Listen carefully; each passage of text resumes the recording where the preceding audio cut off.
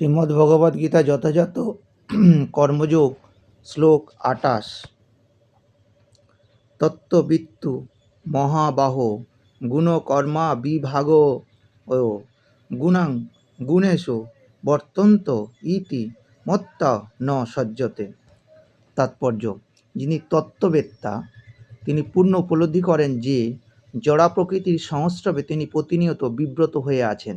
তিনি জানেন যে তিনি হচ্ছেন পরম পুরুষোত্তম ভগবান শ্রীকৃষ্ণের অবিচ্ছেদ্য অংশ এবং এই জড়া প্রকৃতি তার প্রকৃত আলয় নয়। শ্রীকৃষ্ণের সচ্চিদানন্দময় ভগবানের অবিচ্ছেদ্য অংশরূপে তিনি তার প্রকৃত স্বরূপ জানেন। তিনি হৃদয়ঙ্গম করেছেন যে কোনো না কোনো কারণে তিনি দেহত্ব বুদ্ধিতে আবদ্ধ হয়ে পড়েছেন।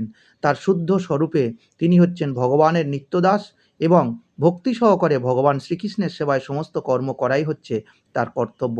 তাই তিনি কৃষ্ণ ভাবনাময় কার্যকলাপে নিজেকে সম্পূর্ণভাবে নিয়োজিত করেন এবং তার ফলে স্বভাবতই তিনি আনুষাঙ্গিক ও অনিত্য জড় ও ইন্দ্রিয়ের কার্যকলাপের প্রতি অনাসক্ত হয়ে পড়েন। তিনি জানেন যে ভগবানের ইচ্ছার ফলেই তিনি জড়জগতে পতিত হয়েছেন। তাই এই দুঃখময় জড়জগতের কোনো দুঃখকেই তিনি দুঃখ বলে মনে করেন না, প্রক্ষান্তরে তিনি তা ভগবানের আশীর্বাদ বলে মনে করেন।